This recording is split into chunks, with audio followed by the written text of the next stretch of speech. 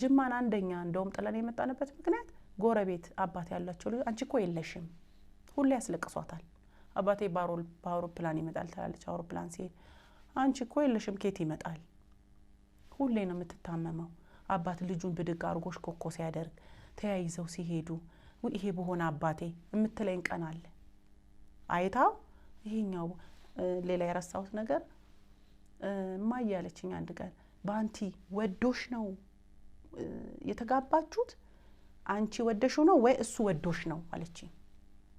እንግዲህ ምን ልትለኝ እንደፈለገች አላቀም እኔ ወድጄው ከሆነ ትቶኛ ሄድን ብላ አስባ ወይ እሱ ወዶሽ ቢሆን ልትለኝ ፈልጋ እንደሆነ አላቀም የልጆች ጥያቄ በጣም ከባድ ነው በነገራችን ይሄን ያህል እንደው ምናልባት በጣም ይሄን ሲያዩ ተመልካቾች በተለይ ቅድሙ የሚገርም ታሪክ የህይወት እንትን ያለሽ ብዙ ያስተምራል በያስባለው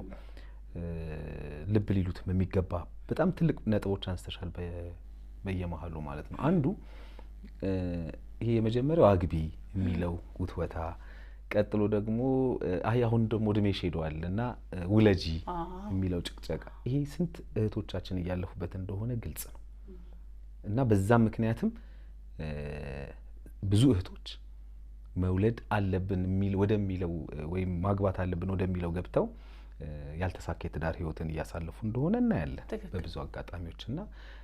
ይሄ ተገቢ እንዳልሆነ ደግሞ ማሳያ ሆነሽ ስለመጣሽም እኔ በጣም ደስ ብሎኛል ስለዚህ ህመም አለ በቃ እኔም ጋር ልጄም ጋር ከኔ በላይ ደግሞ ልጄ እኔ ሳውቄ ነው ወጣዋለሁ በየገባውት ነው ልጄ በጣም ተጎድታለች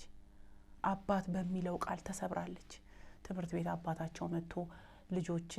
ወላጅ ሲባል በኖረኝና አሁን በዚህኛው እሱ በመጣ አንቺ ባትመጪ አባትሽ የት ነው ሲሉኝ አሜሪካን ሀገር ነው ላቸዋለሁ በዚህ እድሜዋ ይሄን ያህል ጉዳት ያደረስኩባት እኔ ነኝ